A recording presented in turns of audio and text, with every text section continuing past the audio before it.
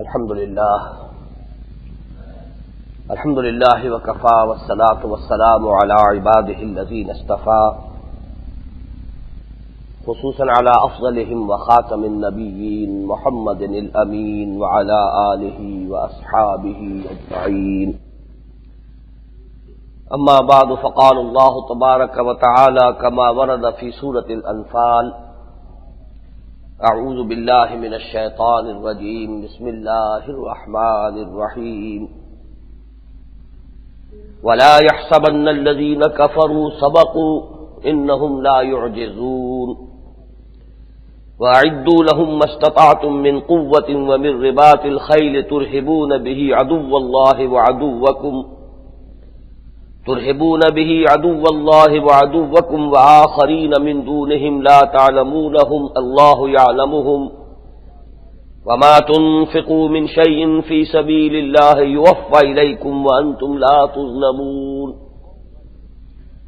وإن جنحوا للسلم فانجح لها وتوكل على الله إنه هو السميع العليم وإن يريدوا أن يخدعوك فإن حسبك الله هو الذي أيدك بنصره وبالمؤمنين وألف بين قلوبهم لو أنفقت ما في الأرض جميعا ما ألفت بين قلوبهم ولكن الله ألف بينهم إنه عزيز حكيم. يا أيها النبي حسبك الله ومن اتبعك من المؤمنين. صدق الله العظيم. رب اشرح لي صدري ويسر لي امري واحلل عقدة من لساني يفقهوا قولي. اللهم ربنا الهمنا رشدنا واعذنا من شرور انفسنا. اللهم ارنا الحق حقا وارزقنا اتباعه وارنا الباطل باطلا وارزقنا اجتنابه. اللهم وفقنا لما تحب وترضى. آمین یا رب العالمین. آپ کے علم میں ہے کہ اس وقت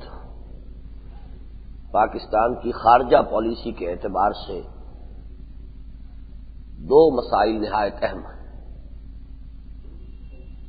اور فوری طور پر انہوں نے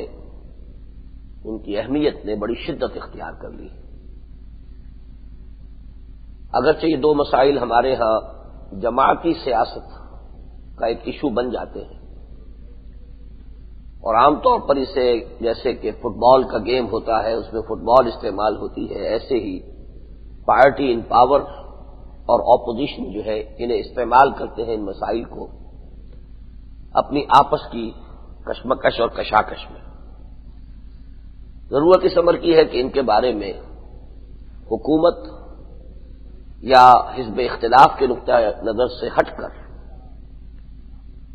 سب سے پہلے تو اسلام کے نقطۂ نظر سے، پھر اس ملک اور قوم کے نقطۂ نظر سے سوچا جائے.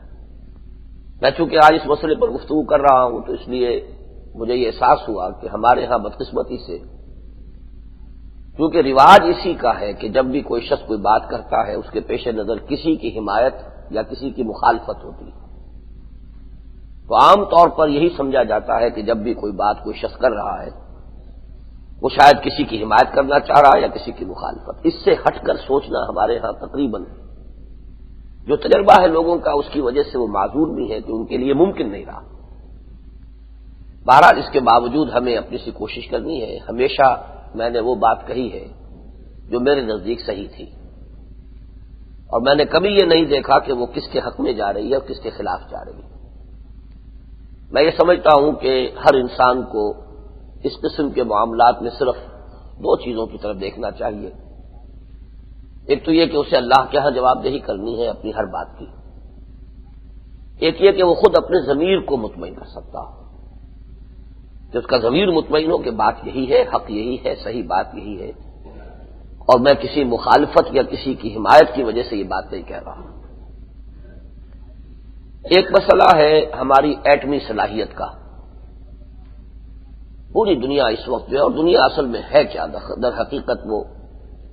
اب تو ورلڈ پاور جو ہے سپریم ورلڈ پاور کی حیثیت امریکہ کو حاصل ہو چکی ہے اور بین الاقوامی سیاست پر اس کا سکہ چل رہا ہے. کہیں کہیں کچھ پاکٹس رہ گئے ہیں جو کچھ ریزسٹ کر رہے ہیں، جیسے ابھی کچھ چین ہے، تھوڑا سا شاید جاپان بھی ہو، لیکن وہ بھی صرف معاشی میدان میں، وہ بھی کسی ان کے لیے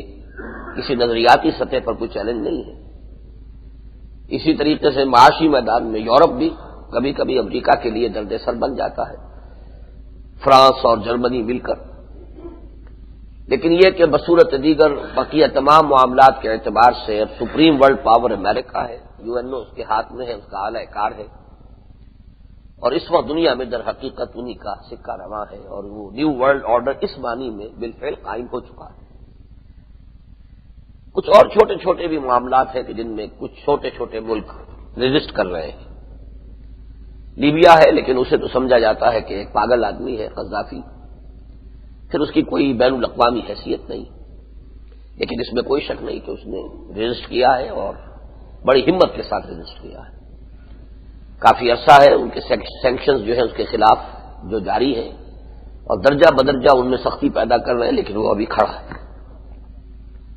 ایک دوسرا معاملہ سوڈان کا ہوا ہے، اور سوڈان بھی امریکہ کی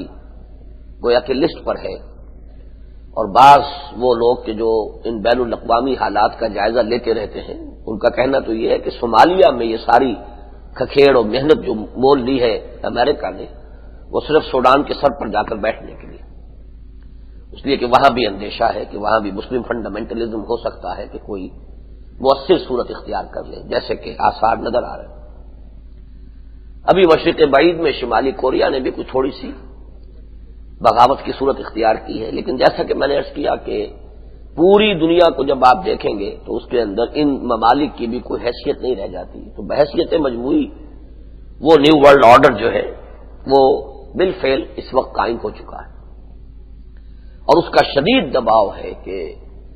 پورے عالم اسلام میں صرف پاکستان ایک ملک ہے کہ اس کے پاس ایک ایٹمک صلاحیت موجود ہے،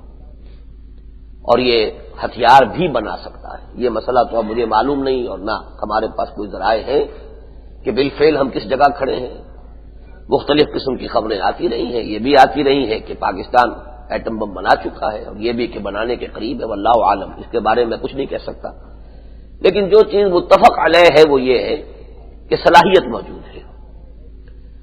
پاکستان چاہے تو ایٹم بم بنا سکتا ہے، اس کی صلاحیت، اس کا نو ہاؤ کے جو بنیادی لوازمات ہیں اس کے پاس مہیا ہے، اور اس وقت آپ کو معلوم ہے کہ شدید دباؤ ہے ہمارے ملک پر، اور یہ کہ مختلف حکومتیں جو آئی ہیں ہمارے ہاں، ابھی جو ریپڈ سکسیشن میں اس وقت بے نظیر کی حکومت ہے، اس سے پہلے نواز شریف صاحب کی حکومت تھی، اس سے پہلے پھر بے نظیر کی حکومت تھی، کم سے کم ان تین حکومتوں کے بارے میں ہمیں معلوم ہے کہ ان تینوں کی پالیسی ایک ہی رہی ہے۔ چاہے جس وقت کوئی پارٹی اقتدار سے باہر ہوتی ہے، اپوزیشن کی بینچوں پر بیٹھتی ہے، تو اس وقت وہ اس ایشو کو اٹھاتی ہے، لیکن یہ کہ خود نواز شریف صاحب جب رہے ہیں ابھی حکومت کے اندر، تو اس وقت انہوں نے اس مسئلے کو نہیں اٹھایا، اور اگر یہ بات انہوں نے پکڑ لی کہ بے نظیر نے مان لیا کہ سن 90 میں ہم نے اس کو منجمد کر دیا تھا، تو سن 90 کے بعد آپ بھی تو رہے حکومت میں، پھر آپ نے اسے پگھلا کیوں نہیں دیا؟ اگر منجمد ہو گیا تو کوئی شے اگر منجمد ہو تو اسے پگھلایا جا سکتا ہے، کیوں نہیں آگے بڑھائی بات آپ؟ تو میں اس وجہ سے یہ باتیں کہہ رہا ہوں کہ میں جو کچھ عرض کرنے چلا ہوں اسے ان میں سے کسی کھاتے میں نہ ڈالا جائے، میں اسے پارٹی ان پاور یا پارٹی ان اپوزیشن کے نقطۂ نگاہ سے نہیں کہہ رہا، بلکہ اسلام اور اس ملک کا جو ایک نظریہ اور اس کا جو ایک پس منظر ہے، یہ جس مشن کے تحت وجود میں آیا تھا اس کے حوالے سے بات کر رہا ہوں۔ دوسرا مسئلہ جو ہے ہمارا وہ بھارت کے ساتھ مصالحت کا مسئلہ ہے، اور کشمیر کا مسئلہ اس میں سب سے بڑی رکاوٹ ہے۔ اس کو بھی ہمارے ہاں سیاست دانوں نے اپنی سیاست کے فروغ کا ایک مسئلہ بنایا ہے، حالانکہ ضرورت ان دونوں مسائل کے بارے میں اس کی ہے کہ کنسنسس ہو، اتفاق ہو، اس میں جو بھی حقائق ہیں وہ سب کے سامنے ہوتے ہیں۔ اب بہرحال اس وقت اگر یہ حکومت میں ہے تو اس سے کچھ پہلے کوئی دوسری پارٹی حکومت میں تھی، تو جو بھی حکومت کے ایوان میں جاتا ہے وہاں جا کر اسے معلوم ہو جاتا ہے کہ اصل حقائق کیا ہے، اور پھر دم بخود ہو کر رہ جاتے ہیں، لیکن یہ کہ پھر باہر آتے ہیں تو پھر اسی مسئلے کو جو بھی پارٹی ان پاور ہے اس کے خلاف استعمال کرتے ہیں۔ لیکن میں جو کچھ عرض کرنے چلا ہوں اس ایشو پر، وہ بھی کسی بھی اس قسم کے کنٹروورسی کے پس منظر میں نہیں، بلکہ جو اصولی بات ہے اس کے حوالے سے، اور جو کچھ میں آج کہنے چلا ہوں اس میں محسوس تو یہی ہوگا کہ شاید نواز شریف صاحب کی حمایت ہو رہی ہے، اس لیے کہ اس وقت وہ اپوزیشن میں ہے اور وہ ان مسائل کو ایک دوسرے نہج سے اٹھا رہے ہیں، لیکن یہ کہ میں جیسا کہ میں نے ابھی عرض کیا ہے، میرے سامنے نہ کسی کی حمایت ہے نہ کسی کی مخالفت۔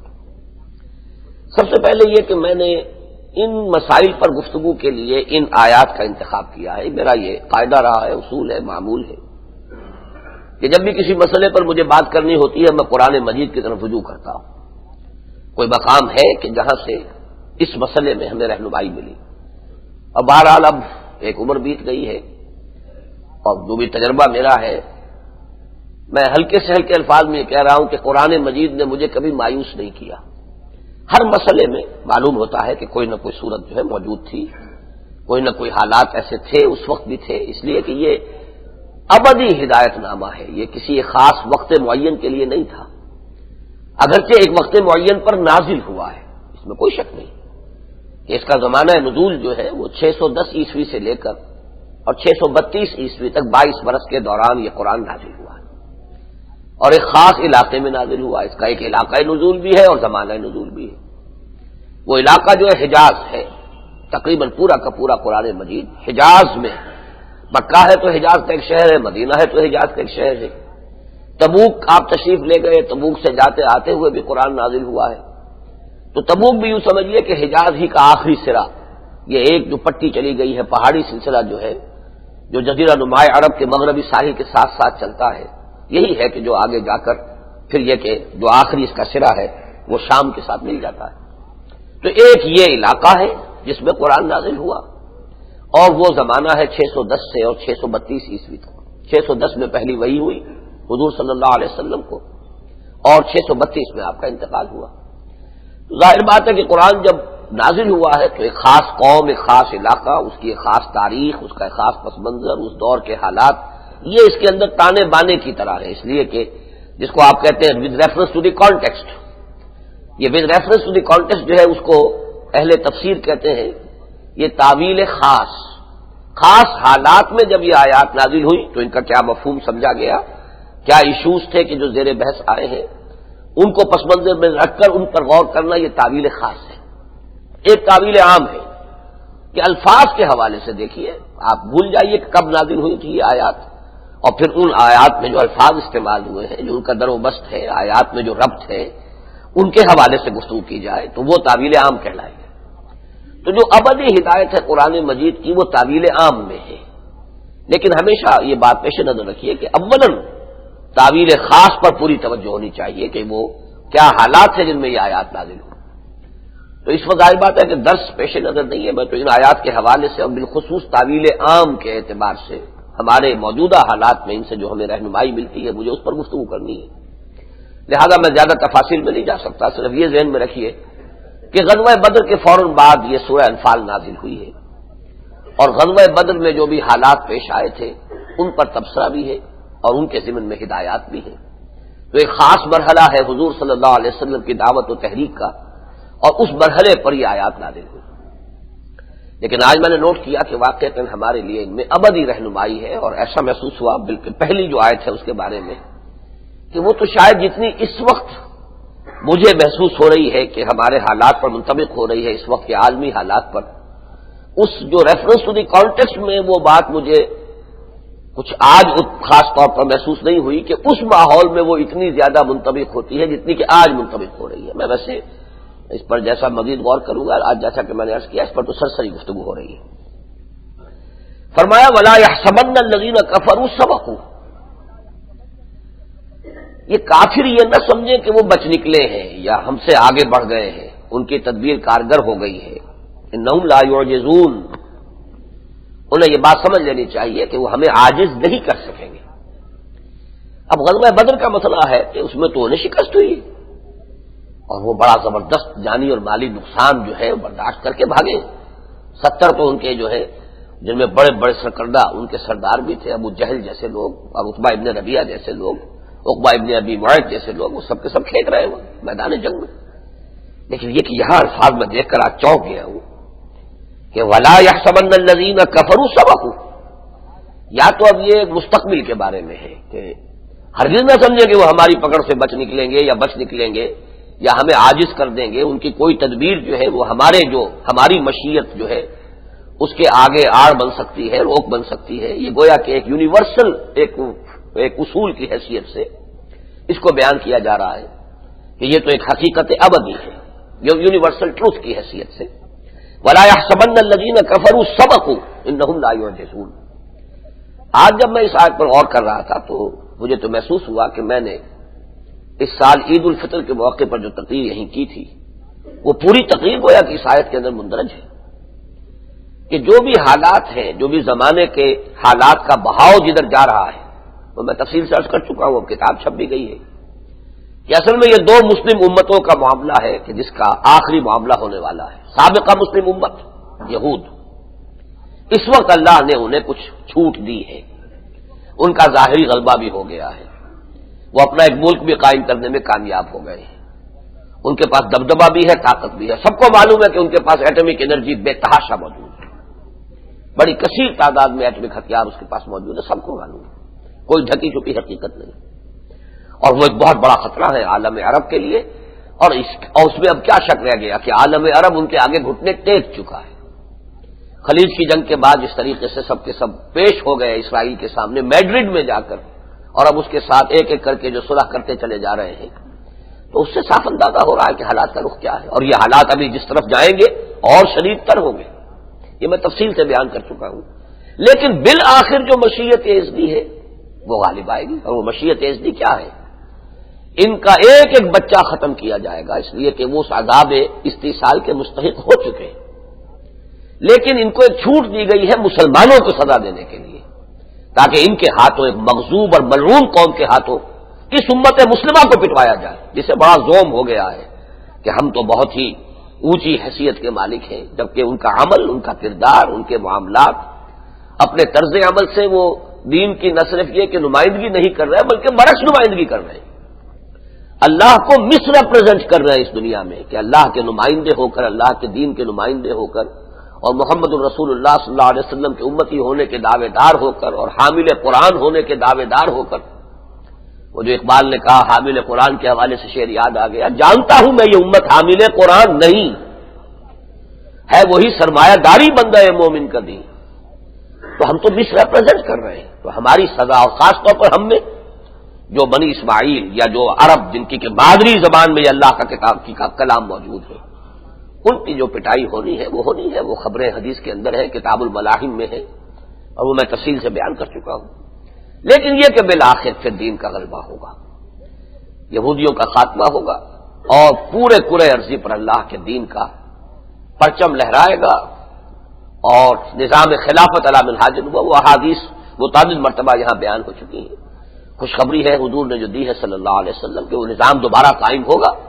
جو حضور صلی اللہ علیہ وسلم نے اپنی حیات طیبہ میں قائم فرما دیا تھا، پھر خلافت راشدہ کے دوران قائم رہا بلا کم و کاشت، بغیر کسی بھی کمی بیشی کے،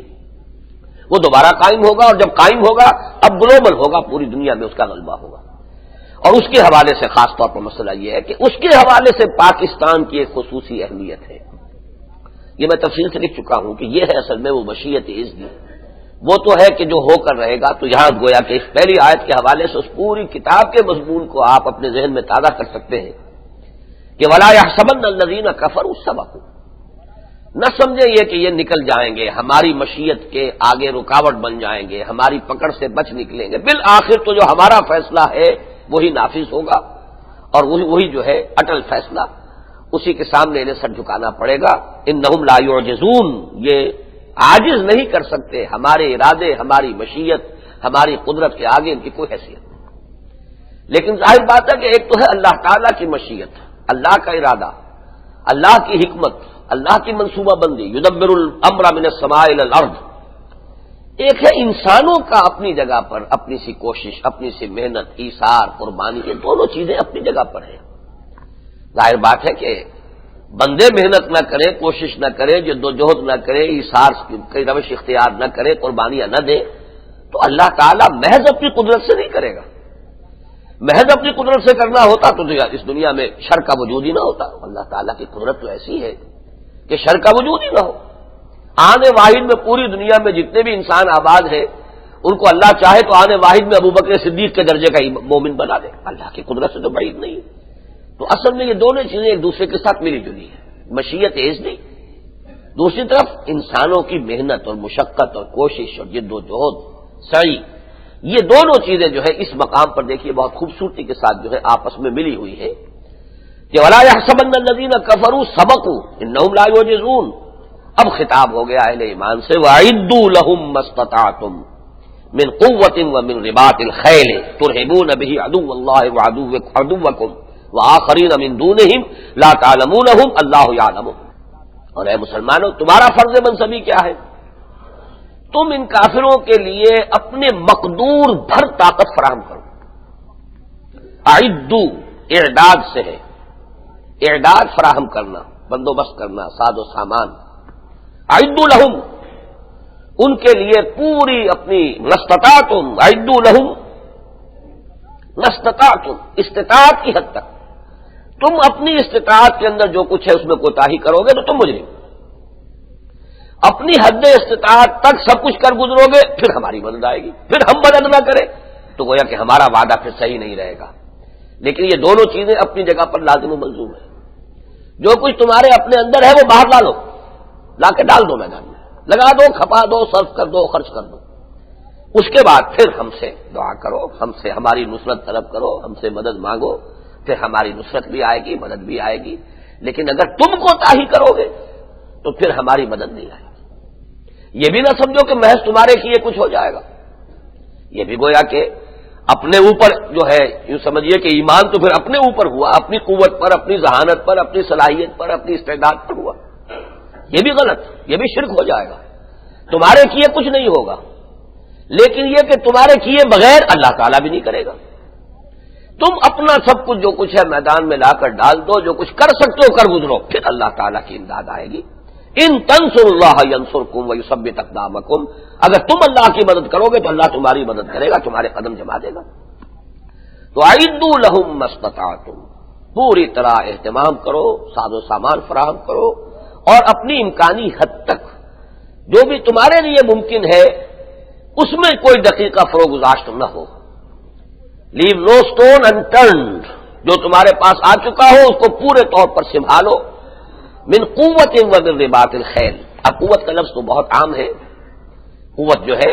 جس کو آپ کہتے ہیں مین پاور، وہ بھی قوت ہے، وسائل، ذرائع، اسلحہ، سب قوت ہے۔ اور عجیب بات یہ ہے کہ آج کی دنیا میں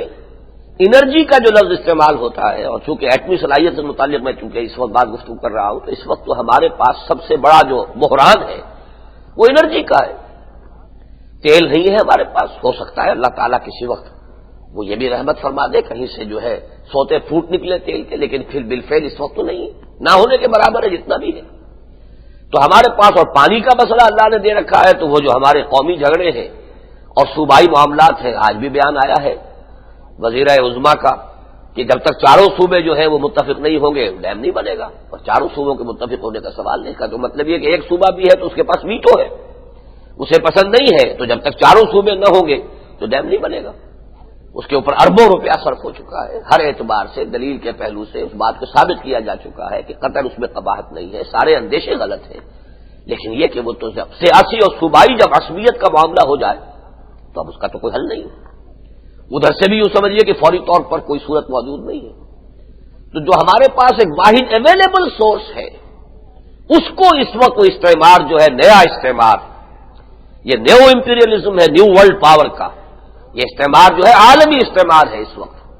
یہ عالمی استعمار اس کے لیے ہمیں آگے بڑھنے نہیں دے رہا، اس کو ڈیولپ کرنے کی صلاحیت پیدا نہیں کرنے دے رہا۔ تو در حقیقت اس آیت میں ہمارے لیے لفظ قوت جو ہے، میں حیران ہو رہا تھا کہ کس درجے یہ چیزیں اپلیکیبل ہیں ہمارے اس وقت کے حالات پر۔ اعدوا لہم ما استطعتم من قوت ومن رباط الخیل، آپ کو معلوم ہے پچھلے زمانے میں جس کو رسالہ کہتے ہیں، وہ تو گھوڑا جو ہے وہ اصل میں چارج جب کرتا تھا، تو آج کے میزائل بھی ہے تو وہ گھوڑے ہی تھے، اور آج کے ٹینک ہے تو وہ بھی گھوڑے ہی تھے، یا پیادہ ہوتا تھا یا گھوڑ سوار، اور اونٹ جو ہے وہاں کی جو عام سواری ہے اور جو وہاں کے حالات کے لیے خاص طور پہ موضوع ہے، اس کی وہ تیز رفتاری نہیں ہے، اور اونٹ کے اوپر سے در حقیقت کسی پیدل آدمی کے اوپر حملہ کرنا بھی اتنا آسان نہیں ہوتا، اس لیے کہ اس کی اونچائی زیادہ ہے۔ تو اصل میں جو وہاں اس وقت جو تھا، جس کو سمجھیے کہ ان کی سواری کے جو ان کے حرب و ضرب میں کام آتا تھا، وہ تو گھوڑا ہے۔ ومن رباط الخیل، گھوڑوں کو باندھ کر رکھو، اہتمام رکھو، پورا ساز و سامان فراہم کرو، اس میں کہیں تمہاری طرف سے کمی نہیں ہونی چاہیے. اب دیکھیے الفاظ، ترہبون بہ عدو اللہ وعدوکم، اس سے تمہارا روب رہے گا اللہ کے دشمنوں پر اور تمہارے دشمنوں پر. یہ تو ایک ہے نا، اللہ کے دشمن تمہارے دشمن. میں اگرچہ یہ بھی تھوڑا سا بیان کر دوں کہ اس قسم کے مباحث میں ایک تھوڑی سی ہچکچاہٹ ہوتی ہے مجھے، اور وہ یہ ہوتی ہے کہ نسبت خاک را با عالم پاک، کہاں کے حالات کو میں کہاں منطبق کر رہا ہوں، کہاں محمد الرسول اللہ صلی اللہ علیہ وسلم اور صحابہ کرام اور وہ دور، کہاں ہم اور ہماری حکومتیں اور ہمارا یہ حالات جو ہیں. لیکن یہ کہ ایک طرف اگر اس اعتبار سے رکاوٹ ہوتی ہے تو دوسری طرف مسئلہ یہ بھی سامنے آتا ہے پھر اور کہاں جائیں. رہنمائی تو ہمارے پاس یہی کتاب تو رہنمائی کی ہے. اس حوالے سے جب بھی دیکھنا ہوگا اسی کو دیکھنا ہوگا، جب بھی رخ کرنا ہوگا اسی کا رخ کرنا ہوگا، اسی کے دامن میں پناہ لینی ہوگی. البتہ حفظ مراتب برقرار رہے، ذہن میں رہے کہ یہ کن لوگوں کی باتیں ہیں اور ہم جو ہے ان سے کس درجے فرو ہیں، کتنے نیچے ہیں، اس کو ہر وقت اپنے ذہن میں رکھیے. کہیں ایسا نہ ہو کہ ہم ان کو اپنے اوپر قیاس کر بیٹھیں یا اپنے آپ کو ان پر قیاس کر بیٹھیں. یہ بھی ایک گویا کہ قیاس مال فارق ہو جائے گا، زمین و آسمان کا فرق. لیکن یہ کہ بہرحال ہمارے لیے رہنمائی اگر ہے تو ابدی رہنمائی یہی کلام پاک ہے.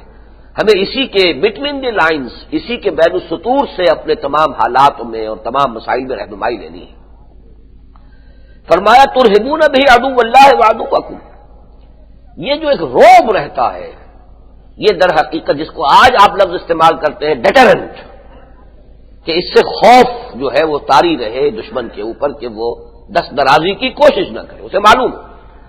اگر معلوم ہو کہ یہ غافل ہے، ان کے پاس طاقت نہیں ہے، تو خامخواہ کو ان کے اندر ایک حوصلہ پیدا ہوگا اور وہ بڑی ہی آسانی کے ساتھ کوئی اقدام کر بیٹھیں گے. لیکن اگر معلوم ہو کہ وہاں قوت ہے، طاقت ہے، اب ظاہر بات ہے کہ آج کل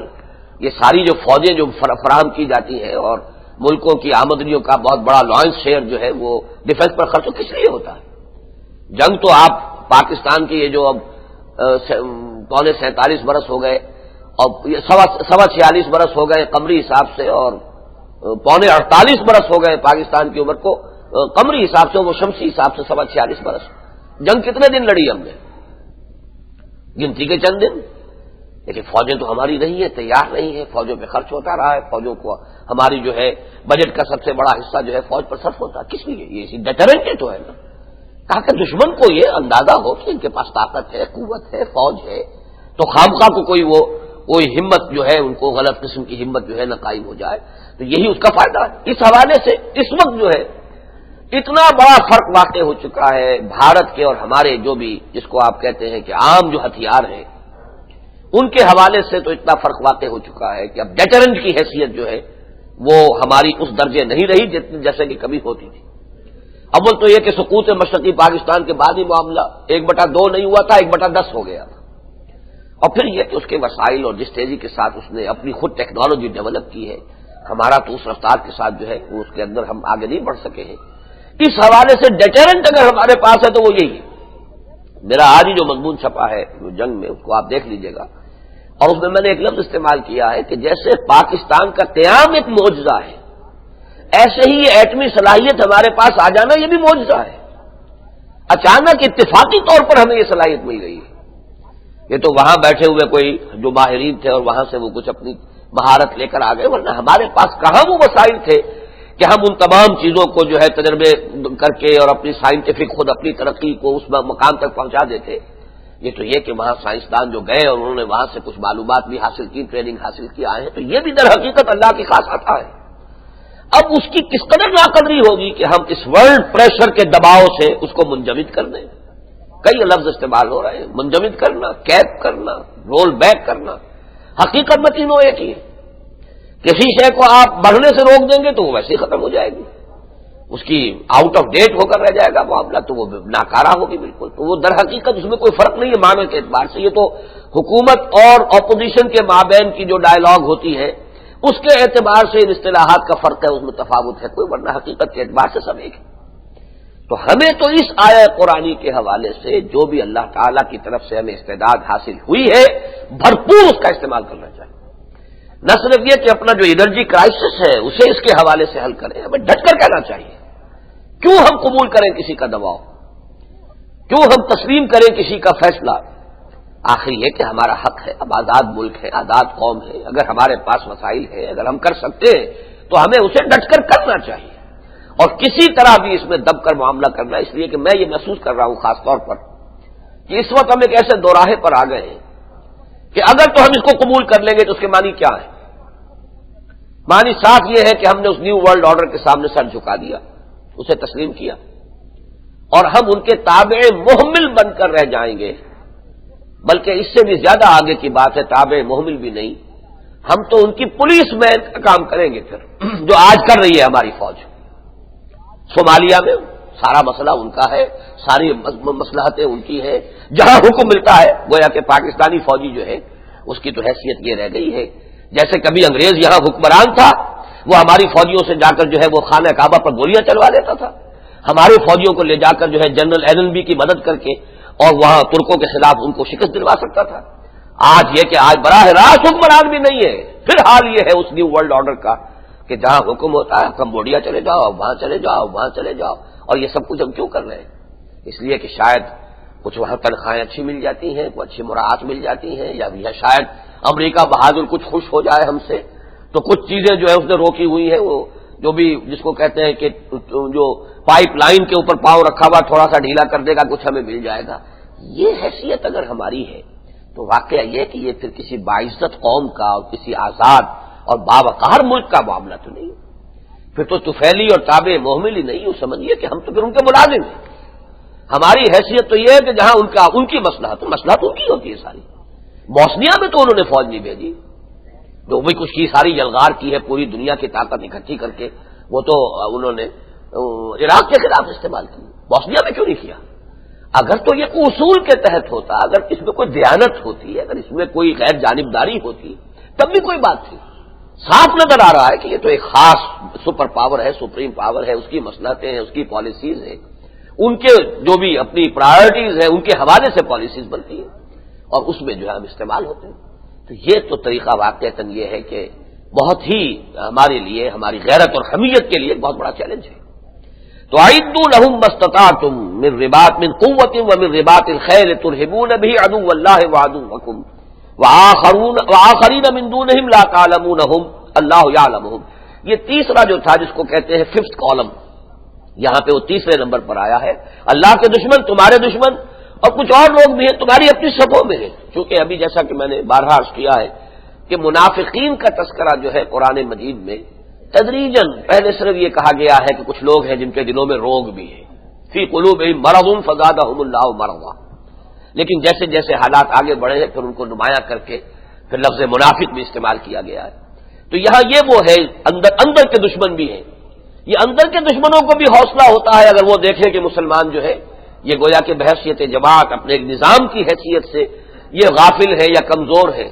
تم اگر مضبوط رہو گے، تمہارے پاس اپنا اسلحہ، اپنی قوت اور چوکسی تمہاری جو ہے، رباط جو تمہارا ہے وہ مضبوط ہوگا، تو یہ جو اندر کے دشمن ہیں یہ بھی سر نہیں اٹھائیں گے۔ لیکن یہ کہ اگر نہ ہوا تو ظاہر بات ہے کہ پھر باہر والے بھی جو ہے وہ بھی ایڈونچرس انداز اختیار کریں گے، اور اندر والے جو ہے یہ بھی طرح طرح کے فتنے اٹھائیں گے۔ تو تمہیں تو اپنی امکانی حد تک اس آیت مبارکہ میں مستطاعتم، ان کو ذہن میں رکھیں، جو بھی استطاعت میں، اور جو شے ہماری استطاعت میں آ گئی پھر ہم اسے استعمال نہ کریں، ہم گویا کہ کفران نعمت کر رہے ہیں۔ اللہ نے ہماری استطاعت میں ایک چیز رکھی، ایک ایٹمک صلاحیت ہمیں عطا فرمائی، اور پھر ہم اسے بروئے کار نہ لائیں، اسے ڈیولپ نہ کریں، تو در حقیقت وہ مستطاعت ان کے خلاف، اور یہ اللہ تعالیٰ کی ایک نعمت کی ناقدری اور کفران نعمت ہے۔ وَأَعِدُّوا لَهُم مَّا اسْتَطَعْتُم مِّن قُوَّةٍ وَمِن رِّبَاطِ الْخَيْلِ تُرْهِبُونَ بِهِ عَدُوَّ اللَّهِ وَعَدُوَّكُمْ وَآخَرِينَ مِن دُونِهِمْ لَا تَعْلَمُونَهُمْ اللَّهُ يَعْلَمُهُمْ وَمَا تُنفِقُوا مِن شَيْءٍ۔ اور جو کچھ تم خرچ کرو گے، دیکھیے کس قدر مربوط معاملہ ہے، ظاہر بات ہے اسلحہ کی فراہمی پر خرچ لگتا ہے، پیسہ چاہیے، اور جس قوم کے اندر یہ جذبہ نہ ہو کہ وہ اپنے ڈیفنس کے لیے وہ انفاق کر سکے، اسے زندہ رہنے کا حق نہیں رہے گا۔ یہاں انفاق کا لفظ خاص طور پر لے آئے، وسائل چاہیے ڈیولپ کرنے کے لیے، ایٹمک انرجی وسائل چاہیے۔ بلکہ میں تو آج سوچ رہا تھا، تو ہمارا جو اس وقت ایک تیسرا مسئلہ ہے جو ابھی تو کچھ تھوڑا سا دبا ہوا ہے لیکن بات آگے بڑھے گی تو وہ تو یقیناً اب پھر دوبارہ ابھرے گا، وہ سود کا مسئلہ ہے۔ سود کے موضوع پر، ربا کے موضوع پر، بینک انٹرسٹ پر، بہرحال جو بھی ہماری عدالت ہے وفاقی شرعی عدالت کا بڑا کلیئر کٹ فیصلہ آ چکا تھا. فیڈرل گورنمنٹ اور وہ نواز شریف صاحب کی گورنمنٹ تھی, آئی جے آئی نام نہاد آئی جے آئی کی گورنمنٹ تھی, وہ اس کے خلاف اپیل میں گئی ہے. اپیل تو ابھی پینڈنگ ہے, آپ کتنا اسے ملتوی کرتے رہیں گے, بہرحال وہ آئے گی, اس کے بعد جو ہے وہ پیروی کرنے والے پیروی کریں گے. فیصلہ دینا جو ہے یہ بھی در حقیقت ہمارے اس وقت کے معاملات میں جب وہ جس کو وہ کہتے ہیں نہ جائے ماندن نہ پائے رفتن والی بات جو ہے بنی ہوئی ہے حکومت کے لیے, اس لیے کہ مسئلہ اتنا واضح ہے. فیڈرل شریعت کورٹ کا جو ڈیسیجن ہے, ورڈکٹ ہے, اتنا کلیئر ہے, اتنا مدلل ہے کہ بڑا مشکل ہے کہ شریعت اپیلیٹ کورٹ جو ہے, اپیلیٹ بینچ جو ہے, شریعت اپیل بینچ سپریم کورٹ کا, ظاہر بات ہے اس میں بھی علماء بیٹھے, وہاں پر ان کے لیے اس کے خلاف کوئی فیصلہ کرنا ممکن نہیں. اس حوالے سے دیر تو ہو سکتی ہے, لیکن کب تک دیر کریں گے, مسئلہ تو آئے گا. یہ بھی در حقیقت جیسا کہ آپ نے دیکھا ہوگا قرآن مجید میں جہاں ذکر آتا ہے سود کا, وہاں انفاق کا بھی ذکر آتا ہے. یہ ایک دوسرے کی ضد ہے. سود یہ ہے کہ آپ اپنے پیسے کو نہ صرف یہ کہ اپنے پاس محفوظ رکھیں بلکہ اس کے ذریعے سے اور پیسہ کھینچنے کی کوشش کرتے رہیں. اس کے بالکل برعکس انفاق, خرچ کرو خرچ کرو خرچ کرو اللہ کی راہ میں. تو یہ ایک دوسرے کی ضد ہے. یہی وجہ ہے سورہ بقرہ میں وہ ایک رکوع جو ہے کہ جس میں سود کی حرمت کا بڑی شدت کے ساتھ ذکر آیا, اس سے پہلے دو رکوع جو ہے انفاق فی سبیل اللہ پر ہے. انفاق در حقیقت جو ہے یہ ایک دوسرے کی ضد ہے. ایک تو یہ میرے پاس جو کوئی سرپلس ہے اللہ کا ہے, اللہ نے دیا تھا, میرا جائز حق تو وہی تھا کہ میری ضروریات پوری ہو گئی. اب جو سرپلس ہے در حقیقت یہ میرا ہے نہیں, یہ اللہ تعالیٰ نے مجھے آزمانے کے لیے میرے مال میں رکھ دیا ہے. یا تو یہ غرباء کا اور یتیموں کا حق ہے انہیں دے کر فارغ ہو جاؤ, یا پھر اللہ کے دین کا حق ہے کہ اس کی راہ میں خرچ کر دوں. یہ جذبہ اگر بیدار ہو جائے تو واقعہ یہ ہے کہ جو اندیشے ہیں, اندیشے تو یہ ہے کہ اگر ہم نے امریکہ کی بات نہیں مانی سینکشنز ہو جائیں گے اور یہ ہو جائیں گے, ہم پر پابندیاں لگ جائیں گی, ہماری امداد ختم ہو جائے گی, ہمارے ساتھ جو ہے وہ معاملہ ہو جائے گا, ہمارا یہی تو ہے اور کیا ہے. ان سارے مسائل کا حل یہی ہے کہ اس قوم کے اندر اپنے پاؤں پر کھڑے ہونے کا مادہ پیدا ہو جائے, اور نمبر دو اپنے پاس جو فاضل ہے اسے اللہ کے دین کے لیے, اپنی عزت کے لیے, دین کی عزت کے لیے, ملک کی عزت کے لیے خرچ کرنے کا جذبہ پیدا کر دیا جائے, بجائے اس کے کہ وہ سود خورانہ اور جو ذہنیت ہے سود خورانہ اور سرمایہ دارانہ, اس کے بجائے انفاق کی ذہنیت جو اس کو پیدا کیا جائے. تو یہاں پر اسی کے حوالے سے بات آ گئی وَمَا تُنْفِقُوا مِنْ شَيْءٍ فِي سَبِيلِ اللَّهِ يُوَفَّ إِلَيْكُمْ, اور جو بھی تم اللہ کی راہ میں خرچ کرو گے ہرگز نہ سمجھنا کہ وہ خرچ ہو گیا چلا گیا, چلا کہاں گیا, وہ تو اللہ کے بینک میں ڈپازٹ ہو گیا, اس سے بڑا فکس ڈپازٹ کوئی ہے نہیں, وہ تو پورا پورا تمہیں دے دیا جائے گا. يُوَفَّ إِلَيْكُمْ وَأَنْتُمْ لَا تُظْلَمُونَ, تم پر کوئی ظلم نہیں ہوگا بلکہ پورا پورا دینے کے علاوہ وہاں تو اس کے اوپر نہ معلوم کتنا کچھ آپ کو اجر و ثواب ملے گا, کتنے گنا ہو کر ملے گا, 70 گنا ہو کر ملے گا, 100 گنا ہو کر ملے گا, اور اجر و ثواب ملے گا. لہذا اللہ کے اس بینک میں ڈپازٹ کراؤ, اللہ کی راہ میں خرچ کرو. یہ جذبہ اس ملک میں پیدا ہو سکتا ہے. اور میں یہ سمجھتا ہوں, اسی پر میں نے آج اصل میں وہ لکھا ہے مضمون, اس کو دیکھ لیجئے گا, کہ قوموں کی زندگی میں بلکہ افراد کی زندگی میں بھی ایسے مواقع آتے ہیں. بہت سے لوگ ہوتے ہیں خود فراموشی کسی کیفیت کے اندر مبتلا ہو جاتے ہیں, اپنی حقیقت کی طرف سے غافل ہو جاتے ہیں. اور اس کا ربط اور تعلق جو ہے قرآن مجید کی روح سے, انسان اللہ کو پہچانے گا تو اپنے آپ کو بھی پہچان لے گا. من عرف نفسہ فقد عرف ربہ, اور جو قرآن مجید نے فرمایا وَلَا تَكُونُوا كَالَّذِينَ نَسُوا اللَّهَ فَأَنسَاهُمْ أَنفُسَهُمْ, ان لوگوں کے مانند نہ ہو جاؤ جنہوں نے اللہ کو بھلا دیا تو اللہ نے انہیں اپنے آپ سے غافل کر دیا. میں نے بار عرض کیا ہے انہی مجالس میں کہ جدید تہذیب کا سب سے بڑا المیہ تو یہی ہے کہ اس نے انسان کو محض حیوان بنا کر رکھ دیا. انسان اپنے آپ کو سمجھتا ہی صرف حیوان ہے. اس کے اندر جو عظمت کا پہلو تھا وہ روح ربانی, اس کا روحانی وجود, جب اس کی نیگیشن ہو گئی, اس کی نفی ہو گئی, اس کا کوئی اس بات ہی نہیں ہے, تو پھر تو نرا حیوان ہی ہے. زیادہ سے زیادہ یہی ہے نا کہ جیسے آپ یہ کہیں کہ گدھے کے مقابلے میں گھوڑا زیادہ ریفائنڈ اینیمل ہے,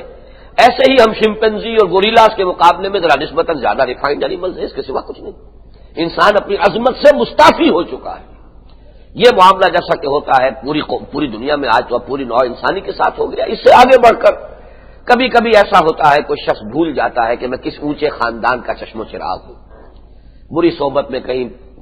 ملوث ہو گیا, بھول گیا. کبھی اچانک کو ایسا مرحلہ آتا ہے کہ وہ اپنے آپ کو ری ڈسکور کرتا ہے, جو جیسے جاگ جائے کوئی انسان کہ میں کہاں جا رہا ہوں, کدھر جا رہا ہوں, میں تھا کون, میری اصل حقیقت کیا تھی, میرا ماضی کیا تھا, میرا خاندان کتنا اونچا تھا, میرے اسلاف کا مقام و مرتبہ کیا تھا, میں جا کے ڈر رہا ہوں. تو یہ جو ایک ڈسکوری ہے, discovery of the self, rediscovery of the self, جیسے کبھی انسان خود اپنے بارے میں چونک جاتا ہے اور اپنے آپ کو اثر نو پہچانتا ہے، ایسے ہی قوموں کا مرحلہ بھی آ جاتا ہے۔ قوم بھول چکی ہے پاکستانی قوم کے ہم اصل میں تھے کیا، کس لیے وجود میں آئے تھے، پاکستان کیوں قائم کیا گیا تھا، پھر یہ کہ اس کے پیچھے 400 سال کی جو تاریخ ہے اس کا پس منظر کیا ہے۔ یہ حضرت مجدد الفسانی سے جو سلسلہ شروع ہوا ہے، اور پھر شیخ عبدالحق محدث دہلوی اور شاہ ولی اللہ دہلوی اور پھر شہیدین کی تحریک، پھر اس صدی میں کتنی عظیم تحریکیں اٹھیں، اس لیے کہ دو مواقع آ چکے ہیں ہندوستان کی تاریخ میں جبکہ یہاں کوشش ہوئی تھی کہ دین محمد صلی اللہ علیہ وسلم کے تشخص کو ختم کر دیا جائے۔ پہلے ہوا تھا ٹھیک 400 برس پہلے اب سے، اس لیے کہ آپ کے علم میں ہوگا کہ 16ویں صدی عیسوی کے تقریباً وسط میں اکبر جو ہے تخت پر بیٹھا ہے، اکبر اعظم مغل اعظم جلال الدین اکبر، اور ظاہر بات ہے کہ فتنہ جو ہے وہ دین الہی یا دین اکبری کا وہ فوراً تو نہیں ہو گیا، تو ایسا ہی ہوا ہے تقریباً کہ وہ 16ویں صدی کے اواخر میں جا کر وہ فتنہ اٹھا ہے، اور آج آپ 20ویں صدی کے اواخر میں بیٹھے ہوئے، پورے 400 سال کی بات ہے۔ اور بات کیا کہی گئی تھی، کیونکہ قرآن مجید میں بھی آیا ہے اللہ کا ایک دن 1000 برس کا ہوتا ہے، اور خاص طور پہ سورہ سجدہ میں یدبر الامر من السماء الى الارض ثم يعرج الیہ فی یوم کان مقدارہ 1000 سنۃ مما تعدون۔ اللہ کا امر، اللہ کا معاملہ، اس کی شان یہ ہے کہ اللہ آسمان سے امر فرماتا ہے زمین کی طرف، پھر وہ لوٹتا ہے اس کی طرف ایک دن میں جس کی مقدار 1000 برس ہے۔ تو دو مقامات پر قرآن پر یہ مضمون آیا، تو اس کے حوالے سے بات اٹھائی گئی، اس لیے کہ جو فتنہ اٹھانے والے تھے ابو الفضل اور فیضی جیسے بہت بڑے عالم و فاضل لوگ تھے، عربی کے بہت بڑے فاضل، جس کو اقبال نے کہا ہے کہ لغت ہائے حجازی کے قارون۔ نتیجہ یہ کہ انہوں نے فلسفہ کھڑا کر دیا کہ دین محمد 1000 برس کے لیے تھا، وہ امر اب اٹھ گیا، 1000 برس پورے ہو گئے، کیونکہ 11ویں صدی ہجری شروع ہو چکی، 1000 برس جو ہے ختم ہوئے، دین محمد ختم ہو گیا، اب یہ نیا دین ہے، دین اکبری کہیں، دین الہی کہیں، اور وہ دین کیا تھا،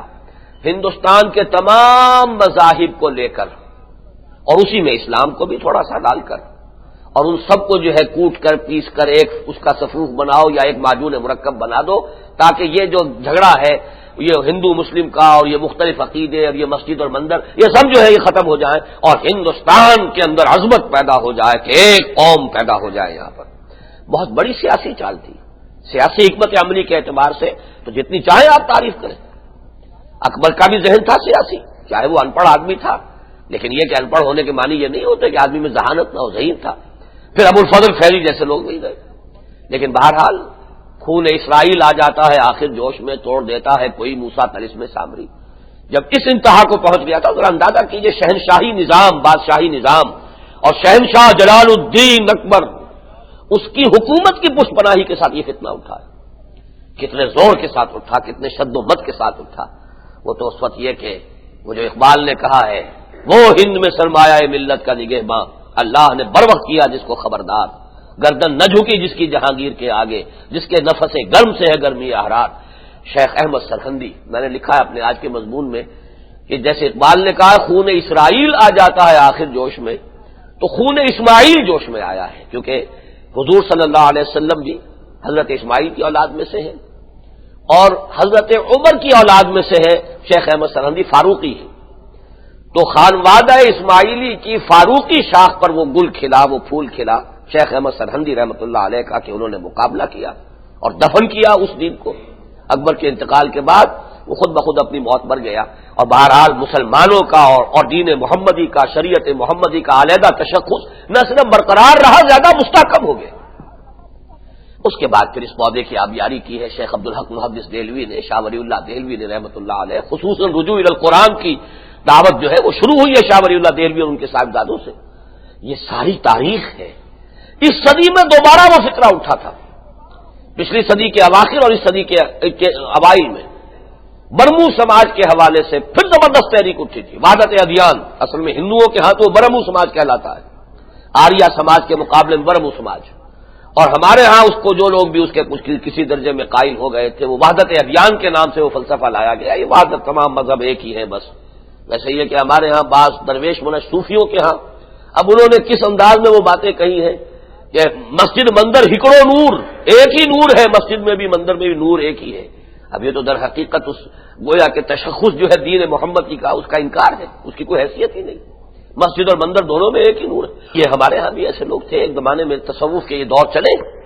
بہرحال الحمدللہ کہ یہ بھی اس کا بھی مقابلہ ہوا ہے، اور علامہ اقبال کو میں یہ سمجھتا ہوں کہ وہ بھی حضرت مجدد الفسانی رحمۃ اللہ علیہ سے جو انہیں باطنی ایک نسبت حاصل ہے، میں سمجھتا ہوں اسی کا ضرور ہے کہ علامہ اقبال ہی اس فتنے کا توڑ کر سکتے تھے، اور تشخص علیحدہ جو ہے اس ملت کا جداگانہ تشخص، اس کو وہ لے کر کھڑے ہوئے۔ چنانچہ میرے آج کے مضمون کا شروع ہی آغاز اس سے ہوا ہے کہ یوں نہ پاکستان بظاہر تو بہرحال سینکڑوں ملک دنیا میں ہے، ان میں سے ایک ملک پاکستان بھی، زیادہ یہ کہیں کہ 50 یا اس سے کچھ زیادہ یا کم ممالک مسلمان ہیں، ان میں چوٹی کے 3-4 ملک جو ہے تعداد کے اعتبار سے، ان میں ایک پاکستان بھی ہے۔ اس حوالے سے تو جیسے اور ملک ہے ویسے پاکستان ہے، حقیقت میں بات یہ نہیں ہے۔ حقیقت میں پاکستان کا قیام در حقیقت اسلام کی نشأت ثانیہ، غلبہ دین حق اور خلافت علی منہاج النبوت کے عالمی سطح پر قیام کی جو اللہ تعالیٰ کی ایک طویل منصوبہ بندی ہے، یہ اس کی ایک کڑی ہے، اہم کڑی ہے۔ یہ ہے در حقیقت کہ جس کا ہمیں ادراک اور شعور اگر دوبارہ ہو جائے قومی سطح پر، اجتماعی سطح پر، اتنی قوت برآمد ہوگی اس قوم کے اندر سے۔ آخری ایٹمک پاور ہے کیا؟ ایٹمز ڈورمنٹ پڑے ہوتے ہیں نا، ایٹم تو اس ورق میں بھی ہے، ایٹم اس میں بھی ہے، ایٹم ہم میں بھی ہے، لیکن اس کے اندر جو انرجی ہے ایک ایٹم کے اندر، اس انرجی کو اگر آپ بروئے کار لا سکیں، کہیں باہر لا کر اس کو بروئے کار لائیں، استعمال کریں، تو وہی ہے در حقیقت کہ جو اسی کے اندر وہ مخفی پڑی ہوئی ہے، خابیدہ پڑی ہوئی ہے۔ قوموں کے اندر بھی بہت سی قوتیں خابیدہ پڑی ہوتی ہیں، کوئی وقت ایسا آ سکتا ہے کہ جس میں وہ جاگ جائے، جس میں ہوش میں آ جائے، خود شعوری ہو اور ایک جذبہ پیدا ہو جائے۔ اب میں سمجھتا ہوں کہ یہ موقع ایسا ہے کہ اس میں اگر ہم اس کو صرف ایک سیاسی ایشو نہ بنایا جائے، اگرچہ بہرحال اس وقت جو ہے چونکہ نواز شریف صاحب لے کر اس مسئلے کو کھڑے ہو گئے ہیں تو اس نے ایک سیاسی ایشو کی حیثیت اختیار کر لی، لیکن میں تو آج یاد دلانا چاہتا ہوں، اگر میری بات وہاں تک بھی پہنچتی ہو، مجھے نہیں معلوم پہنچتی ہے کہ نہیں پہنچتی، کہ بے نظیر کو یاد کرنا چاہیے کہ یہ اس کے باپ کا اٹھایا ہوا مسئلہ ہے۔ اس نے اس کے لیے جس جرأت کا مظاہرہ کیا تھا ذوالفقار علی بھٹو نے، تو بیٹی کو کچھ نہ کچھ پاس رکھنا چاہیے۔ اس نے کہا تھا کہ ہم گھاس کھا لیں گے لیکن ایٹم بم ضرور بنائیں گے۔ اس کو در حقیقت اس کے خلاف جو مہم چلی تھی، چاہے اس کا نام بعد میں نظام مصطفیٰ تحریک بن گیا اور جو بھی ہوا، لیکن یہ کہ وہ ایک خالص سیاسی تحریک تھی، اور آج تو یہ حقیقت بالکل واضح ہے کہ اس سیاسی تحریک میں امریکہ کا ہاتھ تھا، اور امریکہ نے در حقیقت جو ہے سزا جو اسے دی وہ اسی بات نے دی۔ ہنری کسنجر یہاں کہہ گیا تھا کہ پھر اب ماں باپ کو سزا دکھائیں گے، سبق پڑھائیں گے، لیکن اس نے کھل کر کہا تھا کہ کچھ بھی ہو ہمیں یہ کام کرنا ہے۔ تو میں سمجھتا ہوں کہ آج اس کی اگر بیٹی یہاں پر برسر اقتدار ہے، اور میں سمجھتا ہوں بڑی اچھی بات ہے کہ اس کے بیٹے نے کھل کر کہا ہے آ کر، اب چاہے ان کی نیت کچھ بھی ہو، لیکن میرا جو ہے بار بار جس بات کی طرف میں کہہ رہا ہوں کہ مجھے اس سے بحث نہیں ہے، جیسے کہ حضور نے فرمایا ولا تنظروا الی من قال وانظروا الی ما قال، کبھی یہ نہ دیکھا کرو کہ کس نے کہا ہے، اس کو ہٹاؤ، اپنے ذہن سے نکال دو، یہ دیکھو کہا کیا ہے۔ تو چاہے وہ مرتضی بھٹو ہو اور چاہے وہ نواز شریف صاحب ہوں، وہ اپنی نیتیں وہ جانے، وہ اسے صرف کسی سیاسی مسئلے کی حیثیت سے اٹھانا چاہتے ہوں۔ میر مرتضی بھٹو جو ہے وہ اپنے باپ کی وراثت اپنی بہن سے جو ہے وہ لینا حاصل کرنے کے لیے اس کو ایشو کے طور پر اٹھا رہے ہیں، یہ وہ جانے ان کی نیت اور ان کا معاملہ ہے۔ لیکن یہ کہ میں یہ سمجھتا ہوں کہ اس حوالے سے تو بلکہ یہ ایک بہت ہی مثبت بات ہے کہ کنسنسس ہو سکتا ہے اس ملک کے اندر، اس وقت اس ایشو پر کنسنسس ہو سکتا ہے، اس پر اجتماعیت پیدا ہو سکتی ہے، اس پر اتفاق پیدا ہو سکتا ہے۔ کیوں دبے ہم امریکہ کے سامنے؟ کہاں اس کو ایکسکلوسیو رائٹس حاصل ہو گئے ہیں کہ صرف 5 ملک وہ ہیں جنہوں نے جو ایٹمک بن گئے ہیں بس وہی رہیں گے، اور دوسرے بے شمار ملک ہیں۔ کیا امریکہ اندھا ہے؟ اسے معلوم نہیں کہ اسرائیل نے کتنی کچھ قوت فراہم کی ہے؟ پوری کتابیں آپ پڑھ لیجیے، کتابیں چھپ چکی ہیں کہ جب یہ اسرائیل کے اندر جو بھی اس کا پلانٹ لگایا گیا ہے تو امریکہ میں اس کی رپورٹیں آتی رہی ہے کہ اسرائیل جو ہے اس نے اس طریقے کا پلانٹ لگا لیا ہے، لیکن اسے کرو کیا گیا، دبایا گیا، چھپایا گیا، اس نے جو ہے اپنے پاس ایٹمک ہتھیاروں کے پائلز جو ہیں نہ معلوم کتنے اس نے انبار جمع کر لیے، تو اس کو ایکسکلوسیو حقوق حاصل ہے۔ ساؤتھ افریقہ کے پاس معلوم ہے کہ موجود ہے، اور اب تو واقعہ یہ ہے کہ کچھ جو ممالک ہیں، مسلمان ممالک ہیں، وہ جو کہ یو ایس ایس آر کے تحلیل کے بعد اب علیحدہ اور آزاد ہو گئے ہیں، اگرچہ ان پر بھی دباؤ ہر طرح سے ڈالا جا رہا ہے۔ دباؤ تو ظاہر بات ہے کہ دجال کے فتنے کے بارے میں جو حدیث میں آیا تھا کہ رزق کے خزانے اس کے ہاتھ میں آ جائیں گے، اور پہلے کفر کروائے گا پھر کھانے کو دے گا۔ اب میں آپ سے کیا کروں کہ کچھ ہی دن ہوئے ہیں ایک بہت اہم شخصیت افغانستان کے جہاد سے متعلق، جو میں نام ان کا نہیں اس وقت بیان کرنا چاہتا، وہ آئے تھے، ملاقات ہوئی ہے ان کی، اور انہوں نے مجھ سے یہ کہا کہ پوری نسبت جو ہے دنیا اس بات کا انتظار کر رہی ہے کہ ہم بھوکے مرنے لگے اور کہیں کہ ہم نے اپنے اسلام سے ہم توبہ کرتے ہیں اور ہمیں کھانے کو دو. یہ اس وقت کی موجودہ افغان حکومت کے ایک بہت اہم شخص نے مجھ سے کہا ہے، براہ راست کا کوئی بیچ میں کوئی اور شخص نہیں کہ اس صورت یہ بن چکی. وہ منتظر ہے کہ اپنے اسلام سے میرے اسلام کو ایک قصہ ماضی سمجھو، جب تک یہ نہیں کہو گے کھانے کو نہیں ملے گا. تو رزق کے خزانوں کے اوپر انہوں نے قبضہ کر لیا ہے. لیکن واقعہ یہ ہے کہ اگر اس قسم کا کوئی اقدام ہم کرتے ہیں، رزسٹ کرتے ہیں، آزمائشیں تو آئیں گی. قرآن مجید میں کہا گیا ہے وَلَنَبْلُوَنَّكُمْ بِشَيْءٍ مِّنَ الْخَوْفِ وَالْجُوعِ وَنَقْصٍ مِّنَ الْأَمْوَالِ وَالْأَنفُسِ وَالثَّمَرَاتِ. لیکن یہ کہ اسی آیت کا اختتام ہوتا ہے وَبَشِّرِ الصَّابِرِينَ. کوئی قوم اگر جھیل جائے، برداشت کر جائے، قربانیاں دینے کے لیے آمادہ ہو جائے، بھوکی رہنے کے لیے تیار ہو جائے، یا بھٹو کے الفاظ میں گھاس کھانے کو تیار ہو جائے، لیکن ایک عزم اپنی قومی سطح پر اپنا ایک عزم جو ہے پختہ رکھے،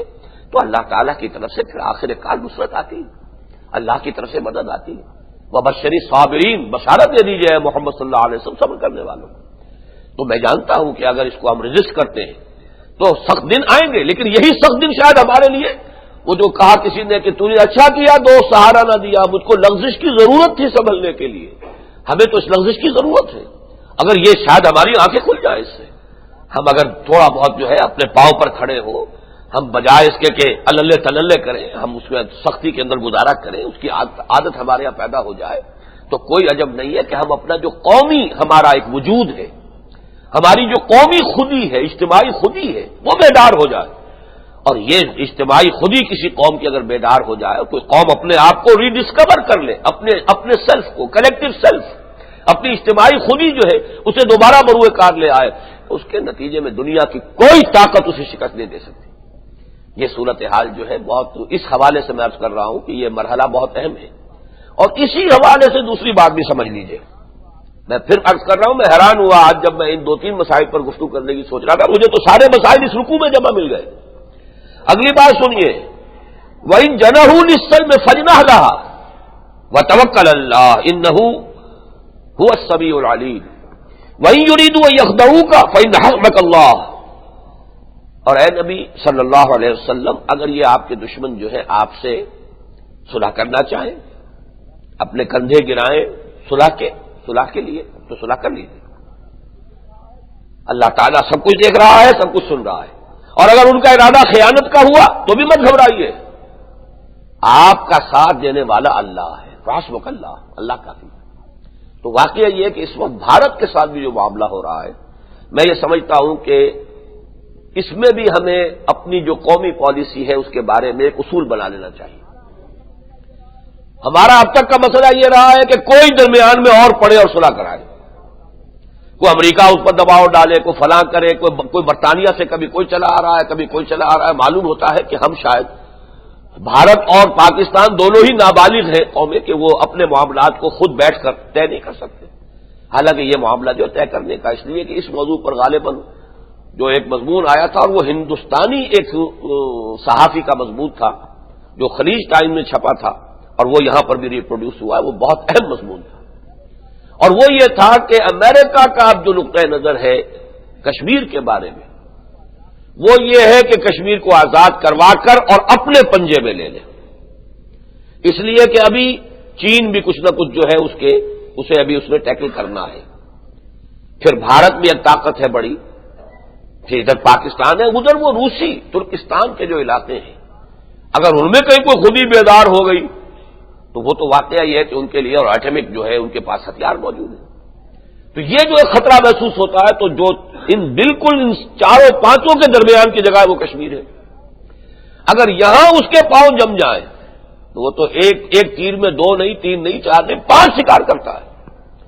یہی وجہ ہے کہ ہم تو اپنی سادہ لوہی میں بڑے خوش ہوئے کہ وہ کیا نام تھا ان کا، جو رابن رافیل آئی تھی، انہوں نے کہہ دیا ہے جی یہ بڑا متنازع مسئلہ ہے، ہم نہیں مانتے کہ یہ مسئلہ سیٹلڈ ہے، ہم سمجھے یہ بھارت کے خلاف بات ہو رہی ہے. چلیے امریکہ نے یہ بات کہہ دی، بڑی بات ہے کہ امریکہ نے